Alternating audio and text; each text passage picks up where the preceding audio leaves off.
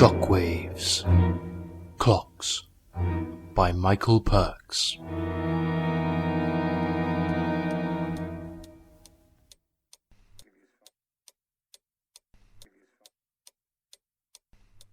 It's late. I'm not even tired. Every day I work a 9-hour shift, run back and forth, but I still feel awake. It's although my mind is thinking a million things at once, and I can't stop. I've tried all sorts of things to send me off to the land of Nod. I've tried drinking loads of water, but that doesn't help. There's nothing worse than wetting the bed while you're still awake. I've taken pills. I've been popping them like M&Ms. One time I nearly overdosed on night nurse.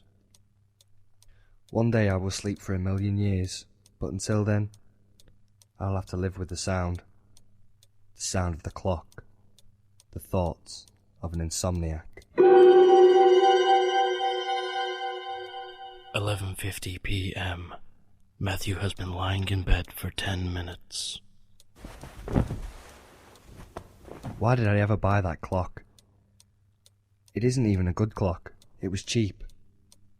For a cheap clock, it does make a racket. Then again, it's just a clock. The fate of the world, controlled by a AA battery.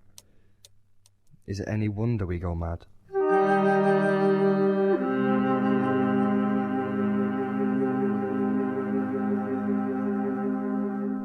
12:01 a.m.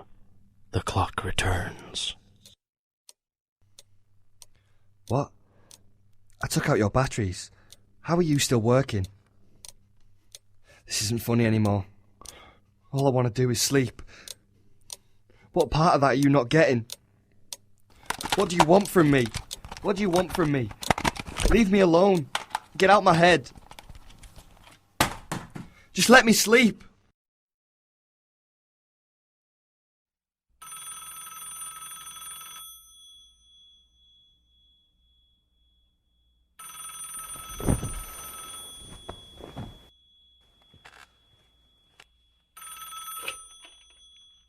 Hello? Hello? Wake up, Matthew. Wake up. Who is this? The clock's ticking, Matthew. Can you hear it? Hear what? Tick-tock, Matthew. The clock's ticking. What do you mean? Wake up, Matthew. Stop the clock. I've heard enough of this. It's late and I'm tired. These games are not working on me. Thank God. Is this you, Martin? Very funny, Martin. What have I told you about phoning me at this time? I can tell you've had a few. Tick-tock, ooh, scary. Is that the best you can do? Hello? Hello? Martin? Have I scared you? Murder.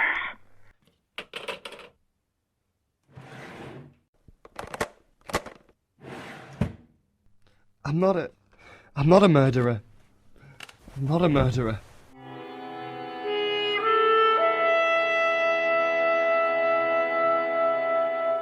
"12:25 a.m.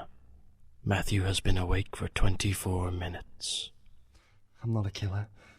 I'm not a killer. I'm not a killer. What now? I can't deal with this anymore. Stupid HD televisions. It won't be long till they're telling us what we're watching. What are you? This may be the tiredness talking, but are you talking to me? What are you saying? How do you know about that? I didn't kill him. It was an accident. We all make mistakes. It wasn't intentional. Just let me sleep. Stop it. Who are you trying to convince, Matthew? Who are you? How fitting it is to be quizzed by the words of a murderer. I'm not a... You won't pull me into this game anymore. Tell me who you are, now. I am your conscience. I live within the darkest regions of your soul. I am your thoughts. your passions, your fears, all the way down to your deep insecurities. You're talking rubbish.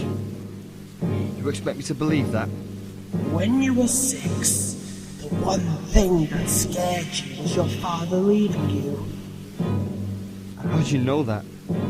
I know it all, Matthew. You would cry and cry. It's enough. You would cry until you fell asleep. The thought of someone leaving you could hurt you more than any evil in the world. You have lived your life through a security blanket. How shallow are you? That's not true. You seem to forget, Matthew. I know everything. Every thought, every motion. You can't escape the conscience. Every person in your life has disappeared from you. You are a curse, Matthew. That's why you pushed him, didn't you? The famous Nick. I couldn't stop. He was dying to walk away from you. Instead, he just died. That 6-year-old fear you'll have will last you for the rest of your life. He saw your pain, and he couldn't stand it. The sick child he had looked after had turned into nothing more than an emotional cripple. Oh, please love me. Love me forever. Boo-hoo-hoo. You're right. I pushed him. I was sleepwalking and I pushed him. I killed him. I killed him. Oh God, you're right. Still living in lies, Matthew. It could all end now. How? Wake up.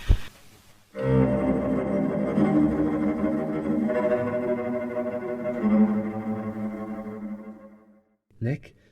What are you doing here? I thought... Don't come near me, Matthew. I've been hurt by you once before. I love you. I would never hurt you. But you did. It was an accident. Believe me, it was just an accident. Why did you push me, Matthew? I was sleepwalking. I must have stumbled across you on the stairs and I lost control. I am sorry. It's all changed now. You are here and we can be together again. But why, Matthew? I want to know why you pushed me. I told you already I was sleepwalking. Lies! Still living with lies, are we, Matthew? Stop this talk right now. You are not the real Nick. And you are not the real Matthew. The Matthew I know is a lying, cold-blooded killer. I'm telling you, it was an accident. Wake up, Matthew. Wake up. Wake up. I am awake. I'm always awake. I can't control it anymore. I just want to sleep.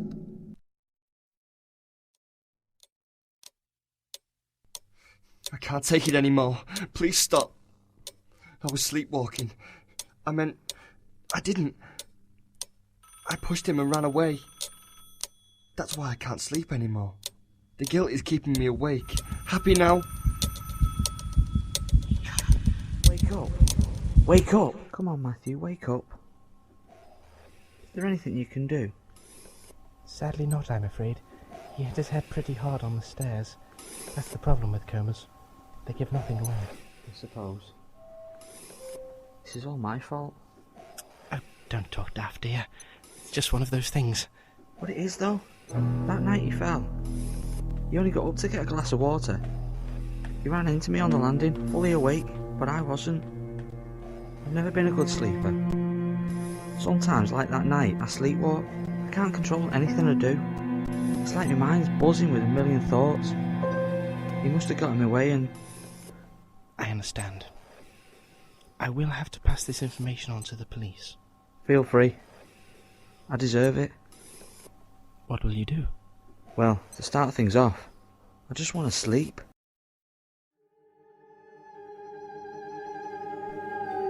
Clocks was written by Michael Pirks and starred Mike Ridd as Matthew, Simon Choate as Nicholas, Michael Pirks as the voice of the clocks, Philip Barnwell as the caller, and Mike Bell as the narrator. Clocks was directed by Mike Bell and Peter Muldoon, produced by Peter Muldoon for Halton Community Radio, and Michael Pirks and Simon Choate for Split Ends.